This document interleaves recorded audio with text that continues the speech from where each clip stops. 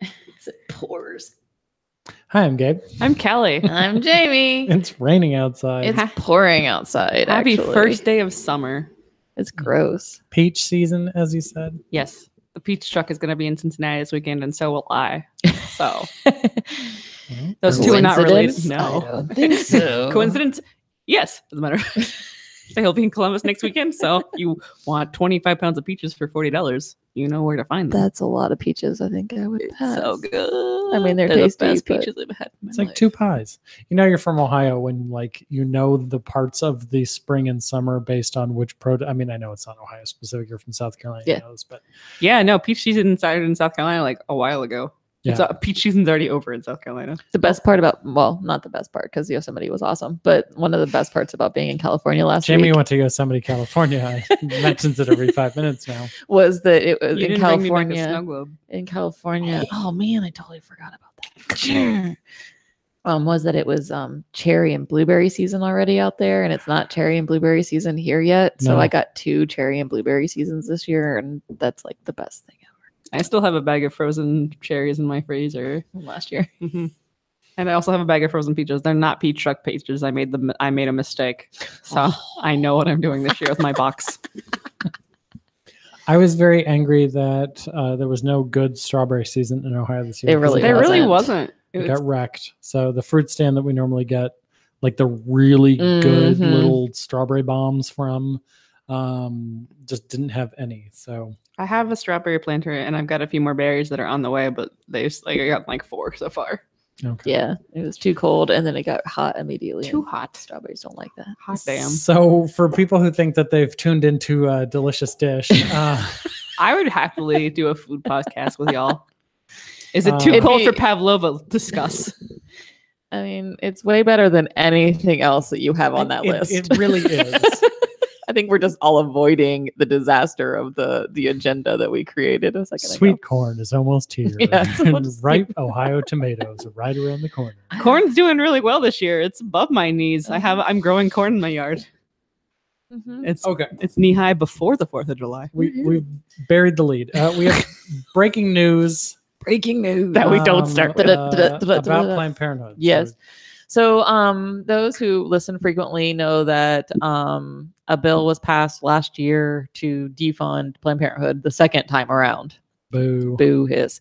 And so Planned Parenthood fought them in court, won at the district level, and got the bill blocked from going into effect. And of course, Mike DeWine, boo, Boo.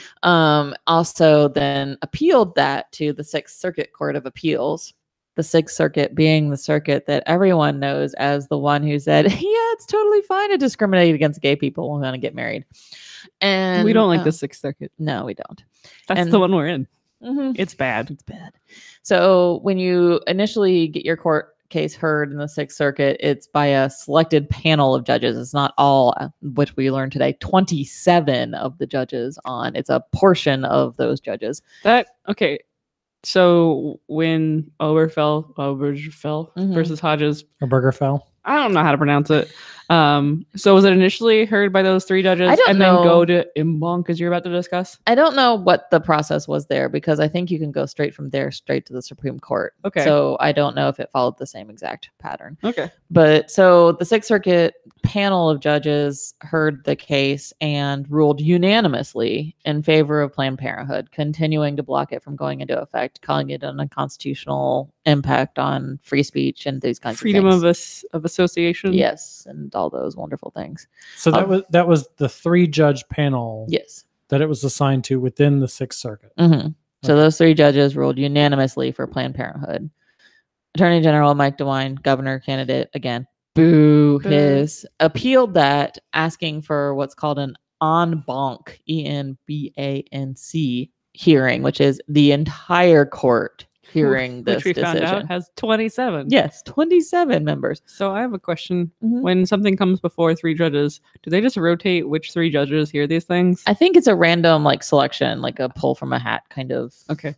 thing. Okay. Or maybe it's the next 3 up. Maybe they create a bunch of panels and it's whatever next panel is. It is some sort of random selection. So Because who- otherwise they could just engineer who gets Yes. what, and then Mhm. you'd be Yeah. picking. So who were the 3 judges that first heard this? Oh, that's a fine question. Fine that somebody- question. We'll put it in the show notes. Well, I'm just wondering, were they like all like Clinton appointees? I don't think so. They were by kind chance? of spread. Okay. When I looked at them before, I think they were pretty spread out. But we do know that like only 2 of these 27 were about Obama appointees, and 4 of these 27 have been appointed since Trump took office. So we know that there are 4 Trump appointees and a whole bunch. I mean, when we looked before we got on the show, the earliest one was actually appointed in 1977. I was Carter. I was a year old when that judge went onto the court. It's a very weird thing to think about. So knowing that it's overly ridiculous, I mean, the case I can never speak of because I can't say the name out loud.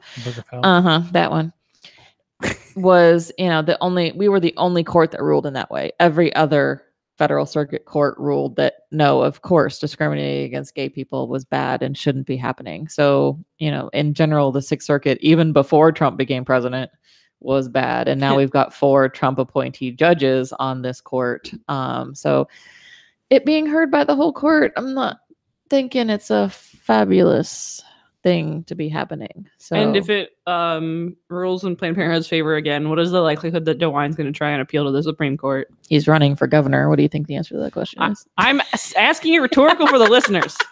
I'm trying to fulfill a portion of this show that needs to be filled. I don't ask stupid questions. I know, and I'm being goofy and responding to you. Based on the timing of how fast these things move through, that appeal would come after the election. So he will no longer be Attorney General.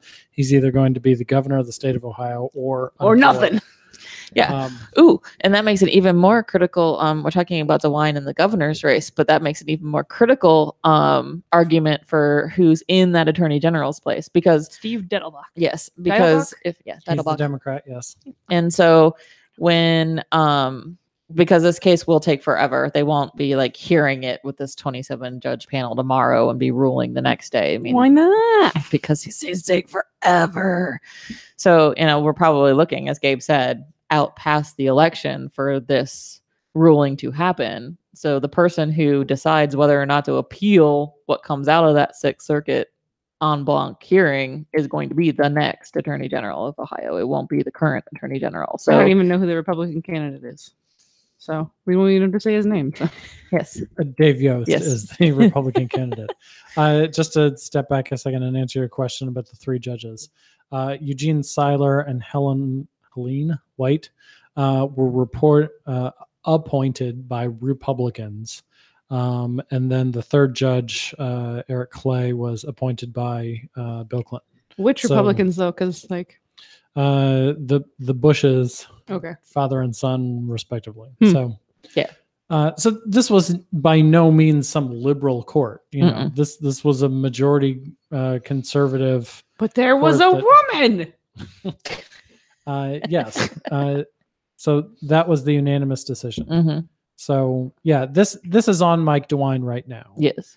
The future of it, should we fail at this en banc, would go to Ohio's next Attorney General to decide the course, and that's Steve Dettelbach, who will hopefully beat Dave Yost. Yeah, and if we win, it's also that person who says, okay, we're good, we don't need to appeal. I mean, when Lee Fisher was Attorney General, he did lots of fabulous things and didn't try to attack access to reproductive health care in the way that the current Attorney General is. So, and just to say a word about Dave Yost, I don't know anything about him. Horrible record. I mean, shocker. Not a good guy. He's the current state auditor, and jumped right on the whole let's investigate Planned Parenthood. Oh, he did it before Mike DeWine did. Yeah, he was on investigating Planned Parenthood for the stupid false video stuff before Mike DeWine was. Go investigate your fake women's health centers. Well, what he didn't do is he didn't investigate ECOT, and that's cost Ohio taxpayers $200 million. So Dave Yost has chosen a anti-Planned Parenthood agenda, which, missed taxpayer fraud elsewhere. So Dave Yost, not a good guy. We're definitely looking forward to Steve Dettelbach being Ohio's next Attorney General. Yes. Ding. Ding. So. Look at that. We got all this like candidate crap in when we thought we were going to talk about a court case. Yeah, we can talk about corn. Yeah. So I mean, right now The corn I'm growing is peaches and cream. That's the variety. that's a good one. I know. I've grown that before, but yeah. So back on topic, because Gabe's giving me evil eye. So the other piece of this is, so basically, like when I talked to the lawyers about help me translate all this stuff. So what it means is basically that the court ruling that just had the 3 judges is like erased. It never happened. So that decision, the things that happened because of it, all that doesn't happen. But it goes back to the district court, which was the first level. And the district court also ruled in favor of Planned Parenthood and blocked the law from going into effect. So the law still stays blocked because of that district court ruling. So like brass tacks, what's going to happen immediately as a result of this? Nothing. We're just going to have to wait and see what the full en banc hearing is. I feel like if I was one of those 3 judges, I would be very frustrated. Like, I gotta go look at this damn case again. I'm sure that, I mean, they get paid pretty well. That doesn't mean they want to do their job over again. Yeah, And have all their colleagues question their judgment on it. I mean, I don't know about you, but I like doing it well enough the first time that I don't have to do it again. Right. Yep. It's my goal with most things. Okay. So, I mean, this is in the courts. There's really nothing that we can do. You can't interfere in a court case other than to just keep an eye on it, cheer on, and really to raise the understanding amongst voters of the fact that this is happening because Mike DeWine is a jerk. Yes. And a jerk is in the Attorney General's office. Yes. So vote for Richard Cordray and Betty Sutton for governor, lieutenant governor, and Deidelbach for attorney general. Yes. Yay. Speaking of Rich Cordray, he was in the Dispatch today in a very nice article talking about the work that the state of Ohio needs to do to... Which is a lot. To improve the infant mortality crisis. Yes. So in contrast to today, Mike DeWine attempted to block Planned Parenthood from being able to do infant mortality work and put those funds at risk. Yes. And Rich Cordray sat down with community leaders and talked about how we need to do a better job and what increased funding we should have. Yes. Huh. This is an article that's covering a meeting that Mr. Cordray had on Wednesday. There was a community roundtable at the Franklin County Public Health Headquarters. And, you know, there's a lot of, let's sit down and have a roundtable discussion that elected officials have. Yes. So, you know, I see these and I'm like, okay. But then I actually looked into who was at this roundtable and who was talking to him. And there were program coordinators from a group called Moms2B, which is a public... It's through a Ohio state State, I think. Yeah. Yes, you're exactly right. Thank you. But then also our friends over at ROOTT, Restoring Our Own Through Transformation. Yes. Right? Got it. Yeah, Moms2B does a lot of stuff, like they do a lot of like mom meetups and like 2B mom meetups in the Hilltop and probably in Linden too, basically the low income areas of Columbus. Yeah. Nice. I've gotten invited them because I live in the Hilltop. Cool. Yes. So yeah, I mean, the fact that Moms2B was there and that ROOTT was there, you know, and I assume this was our friend Jessica Roach. Yes. That we've heard from many times before. The fact that they were there and that he was listening to them, and as a result of hearing them provide their side of this issue, why it's so important to increase funds for education for new moms, healthcare for new moms, looking at how this is an epidemic among Black women specifically, and, you know, throughout Ohio's communities of color, for him to come out and say, hey, listen, I've listened to these women. I believe exactly what they're saying. They understand the root cause of this. We need more money Root cause. The root cause. We need more funding to provide support to programs like these that are proven effective.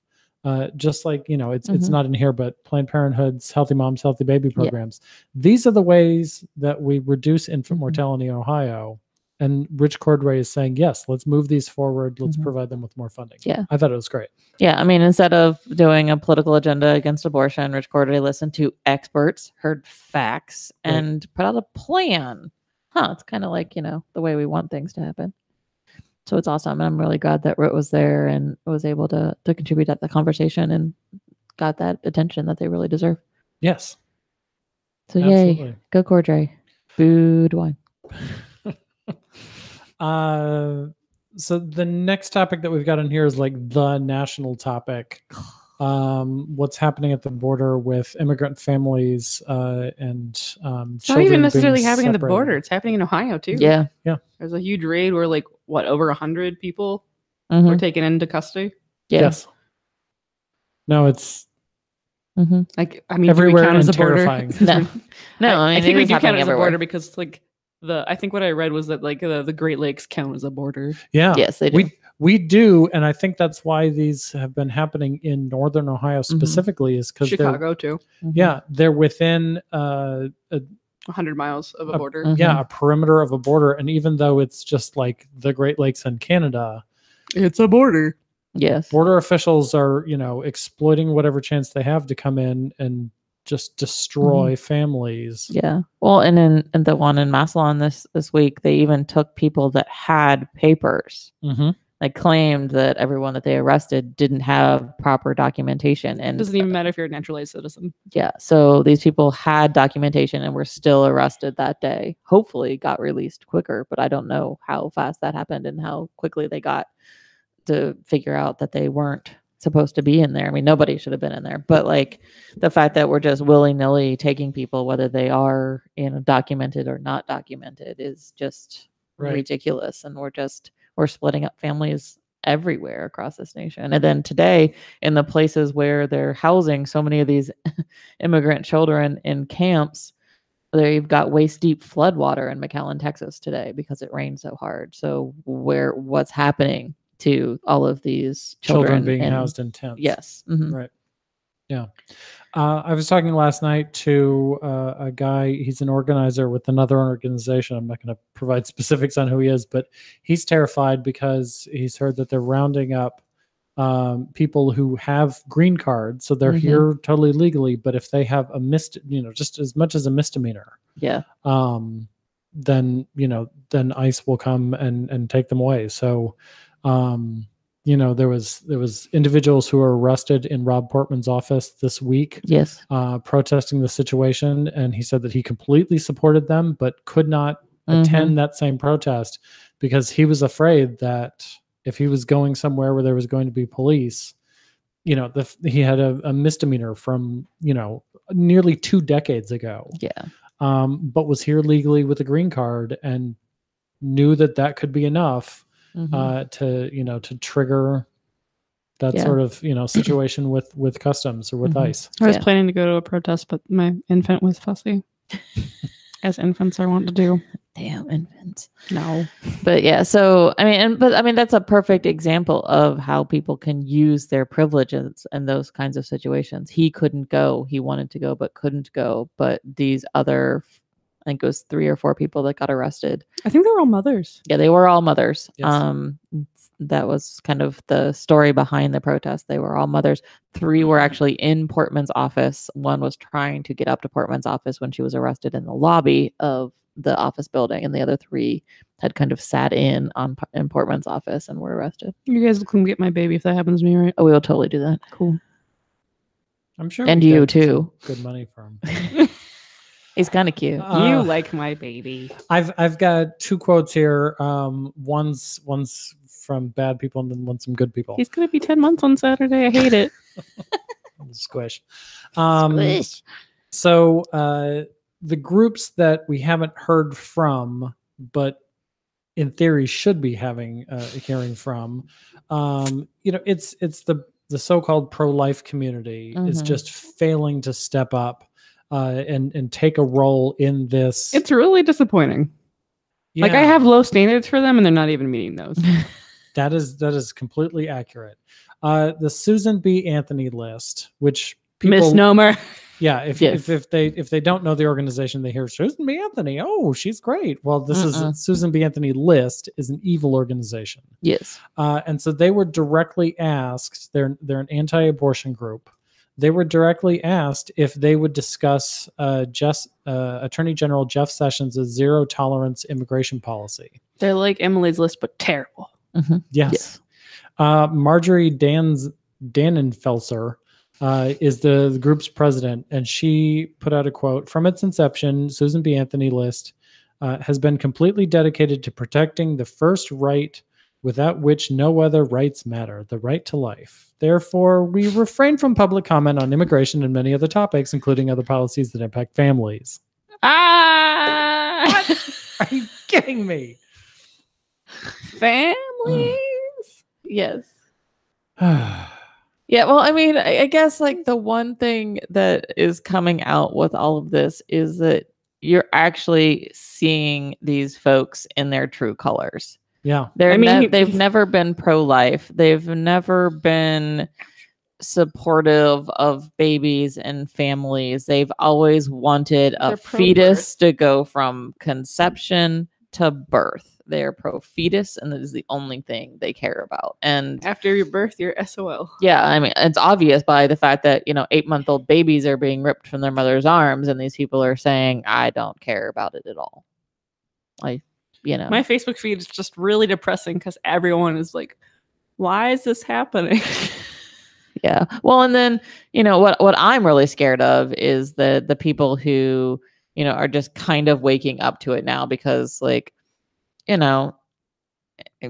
stopping people to the border and incarcerating them and those kinds of things is something that when you're kind of really in these movements and in these spaces, you're conscious of and knowledgeable about and concerned about. But like the ripping of children from their parents and placing them in camps made it all very much more visible and apparent. And with that stupid Trump executive order that's really not going to change much of anything at all. Children are still going to be locked up in camps. It's just they're going to be locked up in camps, maybe with a member of their family, if the family can prove that that child is their child.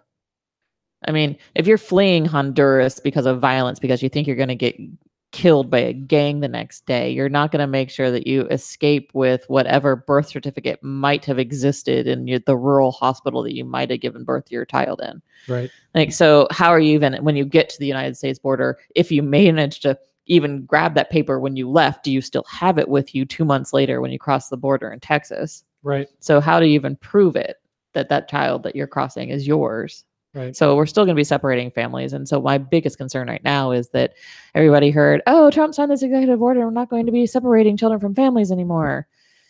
So we don't have to care anymore. No, that's not how it works. That's not how it works. The bad things are still happening on the border, and people need to stay engaged and stay woke and stay in this fight. Right. ICE is just a modern day Gestapo. It really is.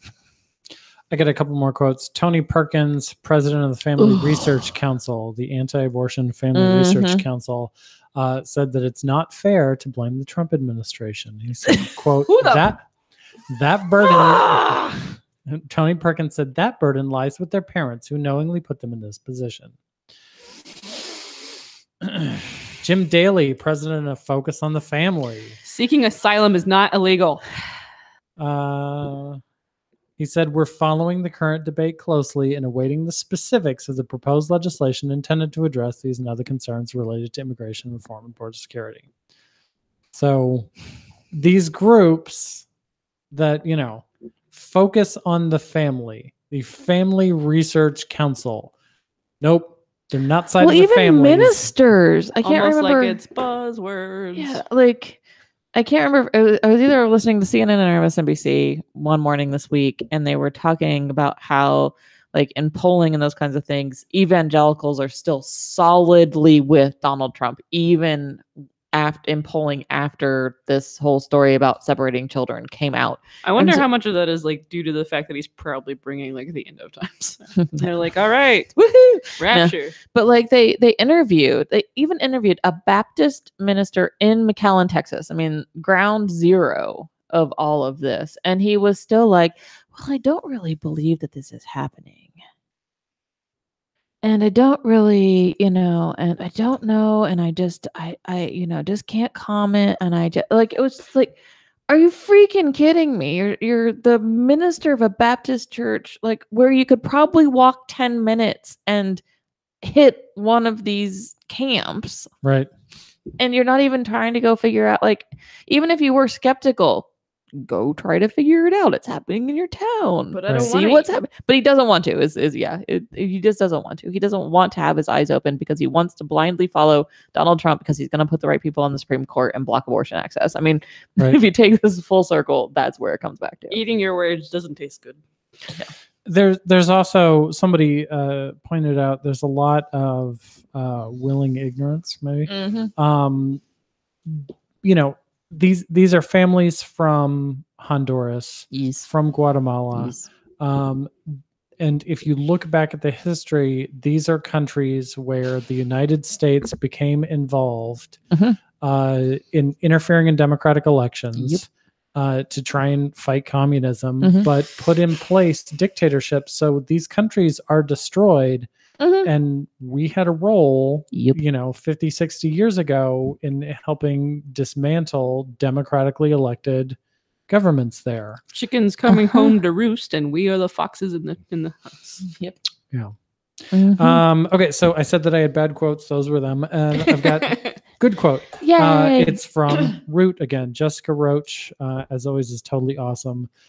She said, always remember time, energy, and love is wasted on fighting against something, trying to convince those that live in the pathology of narcissistic privilege. This is about the fight for joy, life, and thriving, to be able to choose how, where, when, and if we create children, along with the basic human right to raise them in a safe and sustainable community.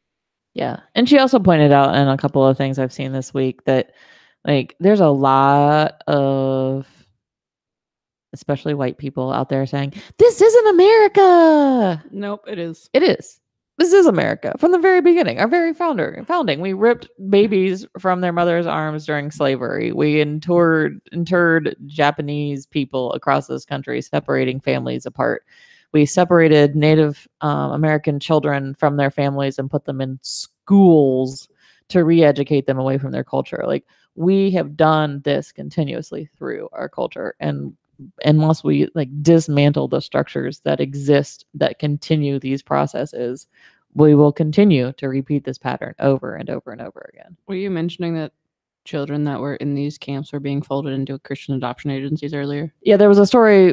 I'll post it. One of the foster care agencies in Grand Rapids, Michigan. Again, we're taking children from borders in Texas and flying them to Grand Rapids, Michigan. Think about geography there for a minute. But so one of the foster care agencies is taking refugee children, including the ones that just been separated from their parents, not unaccompanied minors, is Bethany Christian Services, which is a Christian-based evangelical adoption agency in that area, associated with crisis pregnancy centers and a lot of those other kinds of organizations. So yeah, it's all interconnected and intertwined and crazy and bad and in all of the ways. Yes. Okay. This podcast is now named This Week in Bad News. Yeah. With a little bit of fun food. Summer sweet corn right around the corner. So something else that happened today, Melania Trump traveled to the Texas border to go visit these places. She walked up the stairs to the plane, and you've seen before the picture of fancy people getting on airplanes, and they always go upstairs. Yes. So it's a little photo op. The back of her jacket is from her jacket apparently is from designers, so she didn't paint words on her jacket, but there were words painted on her jacket. It's a $39 jacket from Yara. I know. Yeah, so she doesn't have many $39 jackets in the Trump closet. The jacket read, "I really don't care, do you?" And she's heading off to go see these facilities where immigrants are being housed. Yes. To see these cages. I really don't care, do you?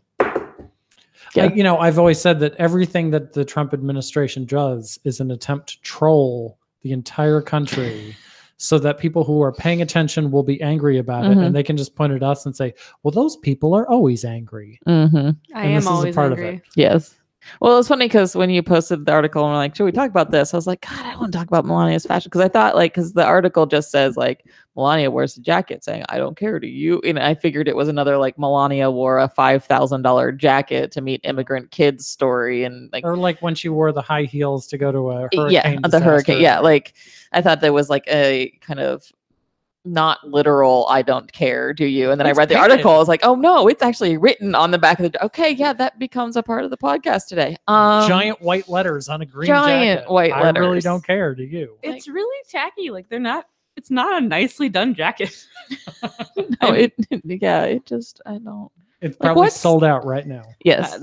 I said that earlier, and I was very upset about it. Yeah, like I just also like what Stafford didn't say, oh wait, maybe that jacket's not the best choice today. Nope, this is intentional. They're trolling the country. Yes. God is our father, and he left us in a hot car. I wish Let that could me be the out. podcast title, but it totally can't be. No. Kelley would get mad at me. Or Okay. you, probably you. Okay, so that's the end of that discussion. I can't do any more than Melania Trump. Okay, this weekend we're gonna go do fun stuff in the rain. It's Confest nearing the end of June. Confest starts. The end is in sight. This morning. It's almost sweet corn season. Are we going to mention the protests that are happening next weekend in relation to Oh, immigration? After we discuss Confest and Cincinnati Pride and All right. Lady Parts Justice. Confest is happening. If you're signed up for a shift, go to your shift. And if you're not volunteering, Lady Parts Justice will be here this week. So that's Liz Winstead, co-creator of The Daily Show. Her organization, Lady Parts Justice, we've done work with, been on the podcast if you're a podcast listener.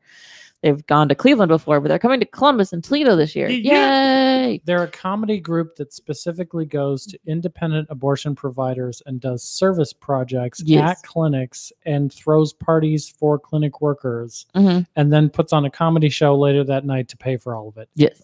That's incredible. Yes, it's awesome. So actually tonight, so you probably won't be listening to this podcast in time. They're going to go up to Toledo and participate in a counter protest against crazy people at the Capitol Care Clinic up there. So they're going to support the clinic escorts and be there to help them out against these ridiculous prayer vigils that happen outside of the abortion clinic once a month now. And then they're going to come back down to Columbus. And on Saturday night, they're going to, Saturday at 5. I never know what 5 o'clock is. Afternoon, evening. It's a weird afternoon. time. It's early evening. It's the longest day of the year. That's like, No, that's today. That's And it today. certainly feels like it. oh yeah. It is. But so like 5:15 in the solar tent at Confest, they're going to do a abortion story speak out and kind of talk back panel. So Stephanie Sherwood from Women Have Options and a bunch, I think Michelle is going to be there talking about escorting and things like that. And then Hannah is going to be on that talkback panel. There's or also going to be a Northeast Ohio. provider that'll be talking. Yes. And then there's like a couple people that are going to be sharing stories, like Mhm. both theirs and like anonymously submitted ones. Yeah. So it should be a really great time in the solar tent on Saturday at 5:15. I'm bummed to miss it. And then there'll be the comedy show on Sunday night at like doors at 6. Yes. 6 or 6:30. Yeah. Show at starts at 7. Yeah. It'll be in the show notes. Information's in the show notes. So you can get your, I think, $15 ticket for that and go to the show and have a great time. And Kelley will be on that talkback panel. Yep. It'll be Nice. fabulous and fun. This is my third consecutive June hanging out with Lady Parts Justice, which I love. They came to Cleveland for the Republican National Convention, put out a comedy show there. And then last year returned with the tour is called the Vagical Mysteries Tour. Yes. And so they brought that to a venue in Cleveland, came back, hung out with the people at preterm then. Yes. So two Hot trips tub party in the parking lot. Yeah. yeah, through a hot tub party in in the parking lot Yes. in preterm. That was Mhm. pretty amazing. And so this year they wanted to come back to Ohio, but having been to Cleveland twice, they decided let's come to Columbus, and they heard about Comfest. So this should be, Yep. what they're promoting. Really a terrific weekend. Yes. Very excited. Woohoo. And you're going to be at Pride on Saturday, I'm going to be at my 6th Pride, not just Pride, my Woohoo! 6th Pride. Cincinnati Pride. It's my longest Pride. It's my latest Pride. I'm so tired of Pride. I'm so proud. We're proud of your work. Uh-huh. It's your last. Is it your last Pride? Yes, Yay! because last I'm not Pride. doing Portsmouth Pride next weekend. No. Even though we do support everyone. Yes. I'm going to the Hilltop Bean Dinner instead. Yeah, so I'll be at Cincinnati Pride. That's the longest Pride. It goes from 12 to 9. I'm not allowed to leave until 9. They are really like strict about that too. I remember doing it. I was like, oh, okay. Yeah, really not allowed to leave until 9. So really if you're gonna be in Cincinnati, it's gonna be hot or rainy or both. Probably both. Like both. Come say hi. Watch and out for tornadoes. I'll just leave. You'd be like, here at my table. Cool. Take over my table. Bye. Actually, I don't think it's supposed to be hot this weekend. I think it's supposed to be in the 70s. I think temperature wise. Yeah, Cincinnati's not that much further south. I think you ain't going to Georgia. It's still south. It's right on the river though, so it stays a little cooler. It's That's nice. good. That just means it'll be humid. Yes, it will. Well, it's Ohio in the summer. There's no place in Ohio in the summer that isn't 1,000,000% humidity. Permanent swamp ass. And then we are starting to get details. June 30th. Yes. Nationwide series of protests, very similar to the women's marches, the the gun control Families marches. together or something like that. Yeah. So this is going to be a march to stop these, the jailing of immigrants and the separating of families. Pointing out that Trump can sign his little executive order, but it didn't do squat. No. So take away 3 civil rights, give back 1, consider yourself a hero. Right. So we'll be supporting that protest and start to distribute information on it as we learn more. Yes. All right. And looking out for those tomatoes. The sweet corn and all of the tasty things. I got a cucumber out of my garden already. It was very growing tasty. Okra. We'll see how it turns out. It's called Clemson Spineless, as it should be. That's funny. All right. On that note. All right. We'll see everybody next week. Bye. Bye.